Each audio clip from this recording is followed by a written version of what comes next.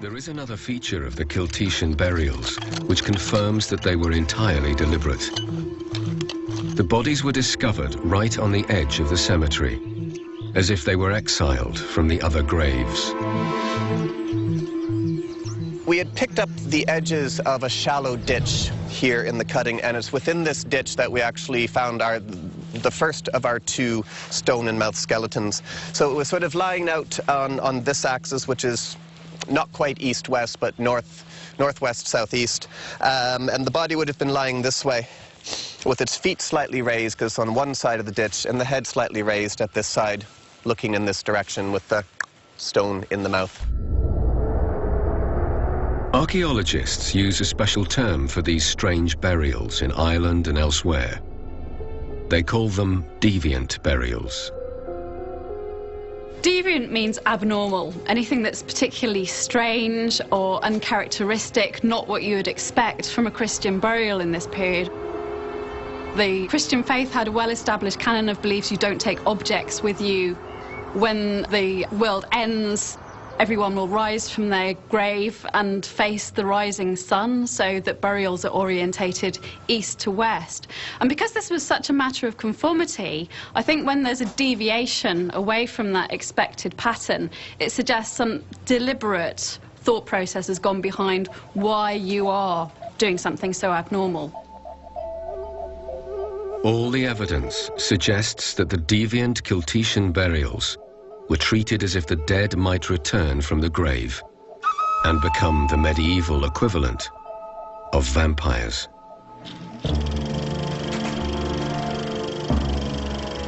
Today, vampires have become entertainment, but in the 12th century, they were frighteningly real.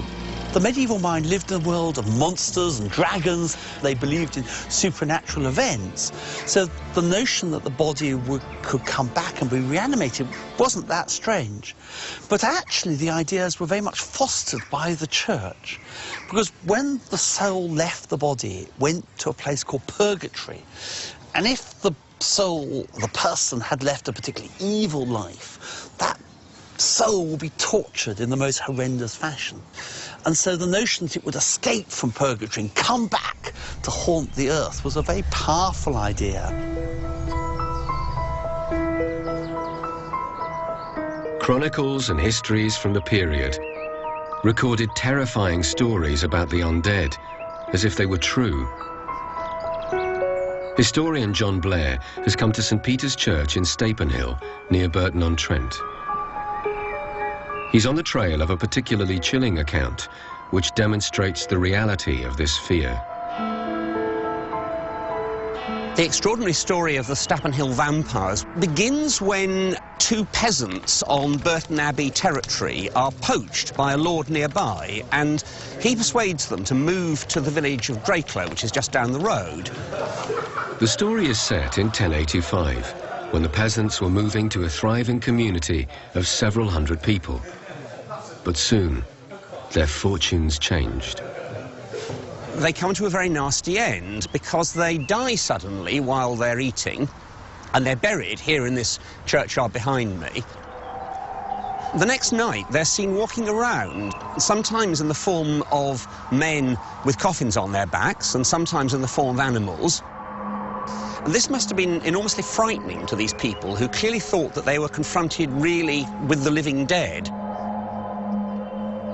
Historians call those who return from the grave revenants. In medieval times, it was believed they had terrifying powers to make animals and people fall sick and even die. We get quite vivid accounts in the 12th century about revenants. They are often returning to the place where they lived, and they are often waking up their neighbours at night and telling them to come out, or calling people they know by name, and then these people will mysteriously die of some plague in the few days after. The villagers of Drakelow had no doubt that they were confronting the evil dead. Everybody got so frightened that they moved away, and soon the village was almost deserted. The villagers got very worried about this, and they got permission from the bishop to dig the 2 peasants up. They found that the bodies were uncorrupt, but the cloths over their faces were stained with blood. The villagers were terrified. They took the bodies from their coffins and beheaded them. Then they cut open the corpses and tore out their hearts. They carried the hearts quite a long way, probably to this hilltop we're on now. It's not quite certain, but it's likely that it was this place which was later a beacon for warnings and signals, and may have been a place for executing criminals. The dead villagers were treated as if they were still alive. They were executed as punishment for crimes they had committed after their deaths. It is said that 2 black crows rose and flew out of the smoke from the burning hearts. The thin veil between life and death could easily be crossed. Some were so fearful of returning as a revenant that they left detailed instructions on how to avoid it. One of the very best descriptions we've got of the practice of revenants in the Middle Ages comes from here, from Berkeley in Gloucestershire. It's told by William of Malmesbury, one of the most reliable of the medieval chroniclers writing in the 12th century. And he describes a witch living here in the nunnery in the 1060s, who was so worried that her body was going to be reanimated after her death that she left very specific instructions that when she died, she should be sewn up in a stag skin, placed in a stone sarcophagus, and then that should then be wrapped round with 3 massive sets of chains and locks and buried in the ground. Well, what actually happened was that the body was placed in the ground, and everyone did incantations for 3 days, but even that didn't stop the devil, who, according to the story, came in a black horse, dug up the body, broke the chains asunder and took the witch away to haunt this place forever after.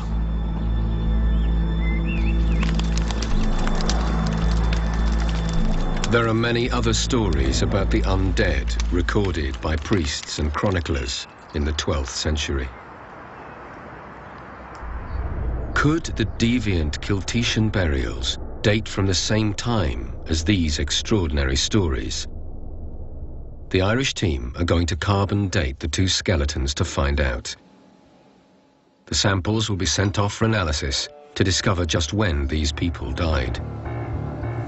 Now, come inside and experience the Dracula story. In part 3, we'll see how these ancient beliefs in the undead evolved into our modern fascination with vampires. And we discover the extreme measures people take even today in Romania because they fear that the dead will return to prey on the living.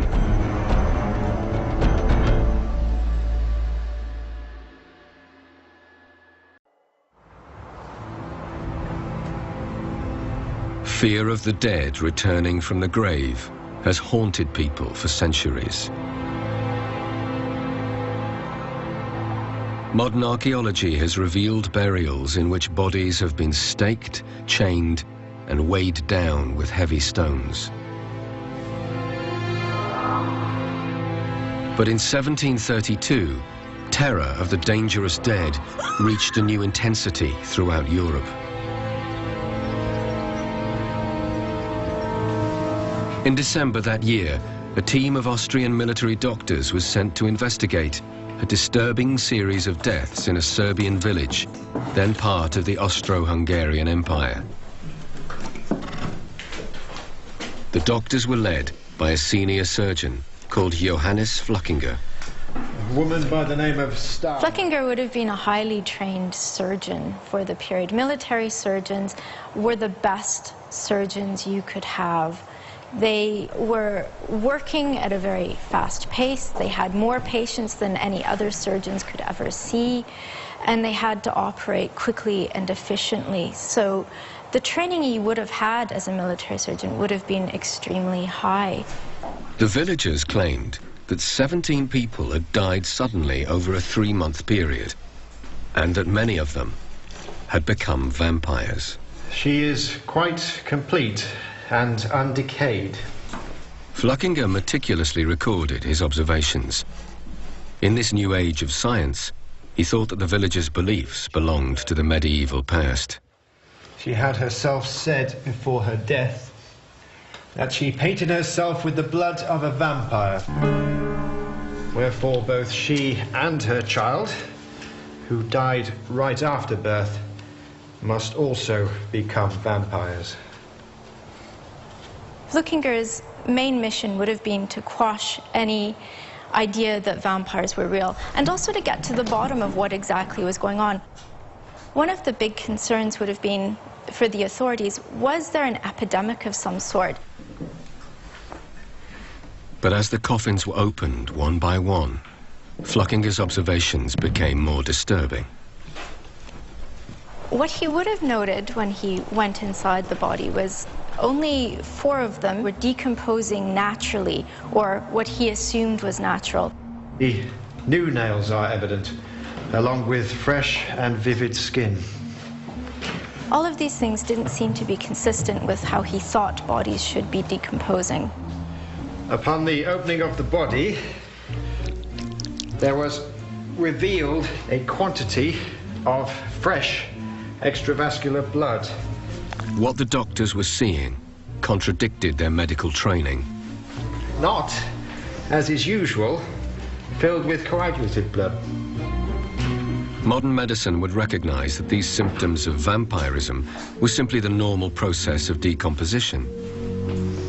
Milo, 25 years old. Bodies can seem to be plump and healthy because of gases swelling up in the dead tissue. By the name of Militsa. Blood stains around the mouth are the result of stomach fluids leaking out. She also was in a state of vampirism.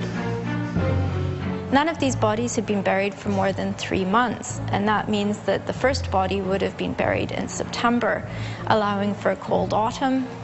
It's easy to imagine that the body would have stayed relatively well preserved. Flückiger's report into the vampire corpses was sent back to Belgrade and was seized on by the newspapers. The story exploded across Europe, fascinating thousands of readers and causing terror in many more. This report got picked up by other sources, in particular by newspapers, which were read by other people in Europe, the intelligentsia of Europe, and it kind of spread, not just in Serbia, not just in the Austro-Hungarian Empire, but eventually all through Western Europe. Serbian reports of vampire, although they were localized, generated an extremely high level of fear. I think you could compare them best to modern rumor panics, where you get a kind of anomalous event, which is then linked on to kind of fears which are already in the population. But it's very, very intense, very, very real, and this is really what happened in Serbia.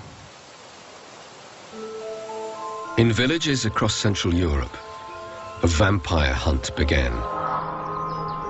Graves of the recently deceased were opened, and the corpses were beheaded and often burnt. Were the same scenes played out in medieval Ireland when the deviant burials were placed in their graves? Were these bodies feared as vampires? The terrifying tales from Eastern Europe inspired one man to write a book that would take the vampire myth to the next level. His name was Bram Stoker, and the book was Dracula.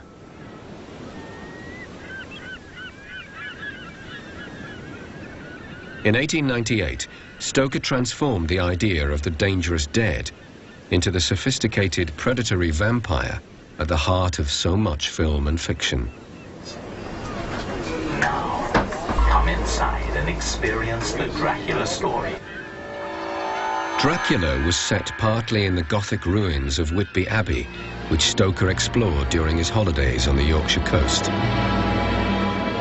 He chose Whitby as the landing place for Dracula when the evil count first arrives in England. Stoker's sources were exactly these 18th century panics.